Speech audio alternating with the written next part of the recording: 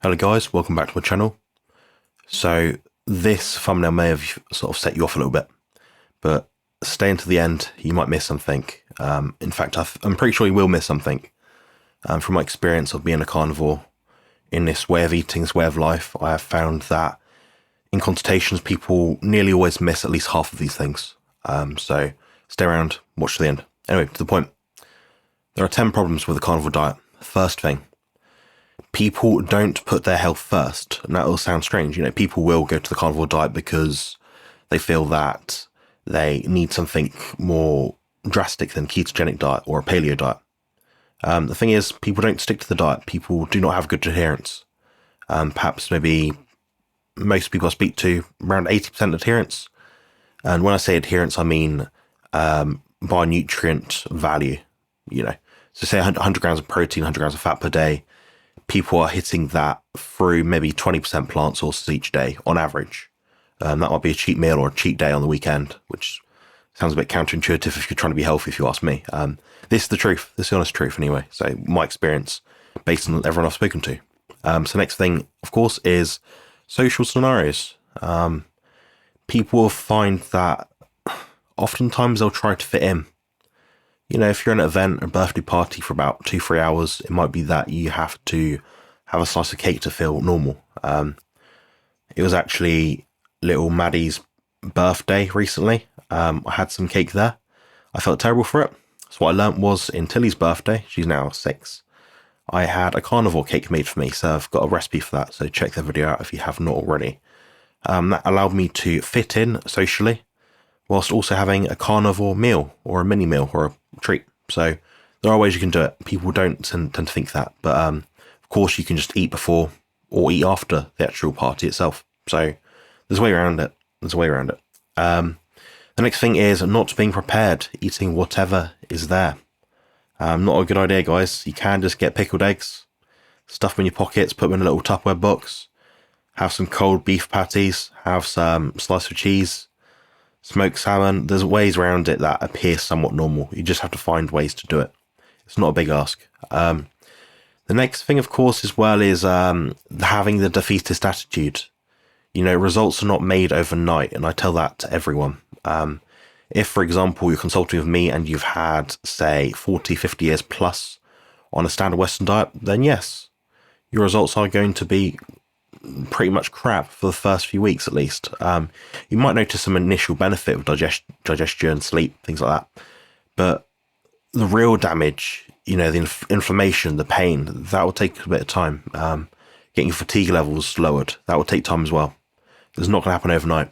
The next thing, which some of you might not be too sure about, or at least think is different to what mainstream is sort of out there saying, you don't need supplements on the carnivore diet, which is true. You don't need supplements on the carnivore diet.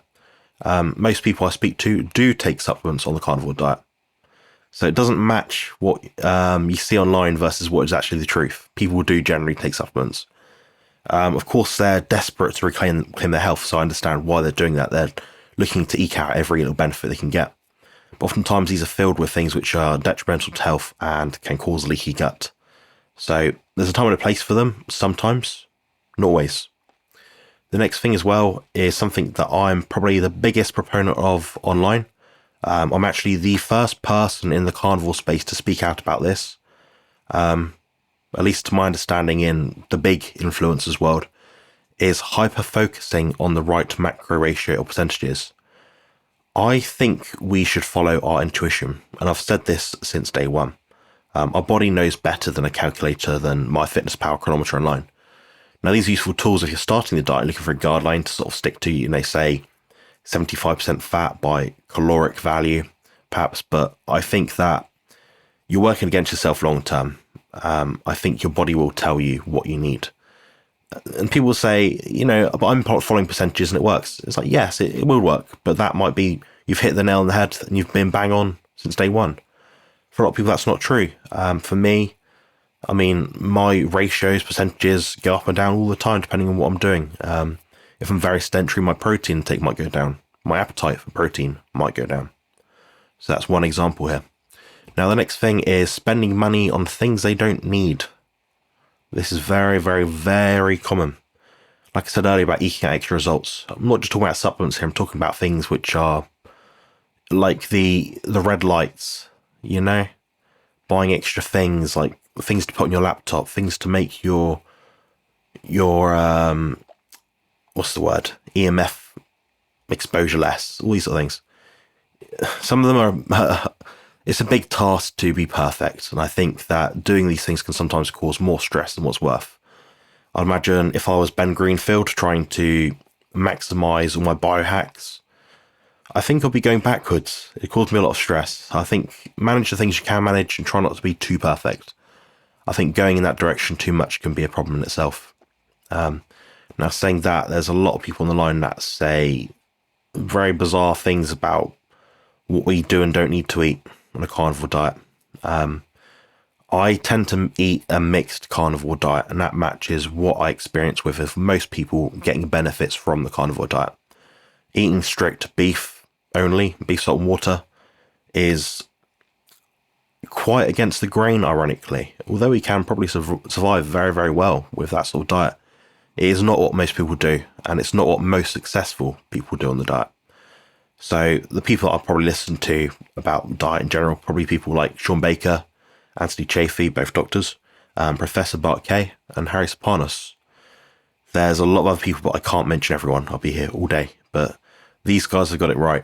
And they don't really promote or sell anything that we don't need. Now, some people will say, oh, they do. They sell this. It's like they endorse something because they found it useful, and that's their own anecdotal experience. They're not wrong to do that.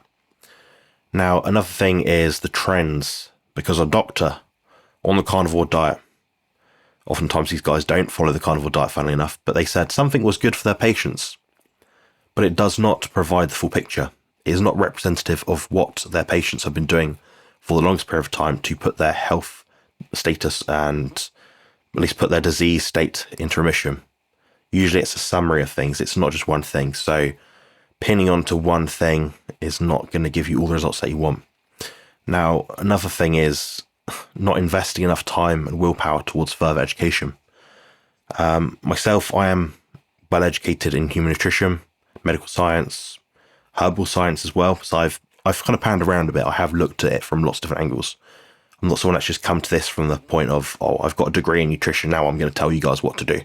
That's not it at all. I have had a lot of experience with hundreds of people, and I've spoken to hundreds of ill people, loads and loads of people that have had very severe health issues, and I've been able to alleviate a lot of them through using things like the carnivore diet, and also through using things which aren't really diet related at all. Some of these things are more mentally kind of changed, if that makes sense. So hopefully that sort of dispels a few myths there. What I would recommend to people, honestly, is to book an affordable consultation that I do offer. That'll probably be one of the best kind of ways you can spend your money. You know, it's £30 currently for 40 minutes. I'd recommend to people to come equipped with lots of questions that I can answer. I'll be able to give you good answers as well. I won't lie to you. I won't try and sell you things you don't need. And I'll be very, very honest. So the key takeaway here is this. The problem with the carnivore diet is the dieters themselves getting in their own way. Be patient, trust the process, and look forward to a better future ahead. Thanks for watching. If you like this video, please like, comment, and subscribe, and I'll talk to you guys soon. Cheers.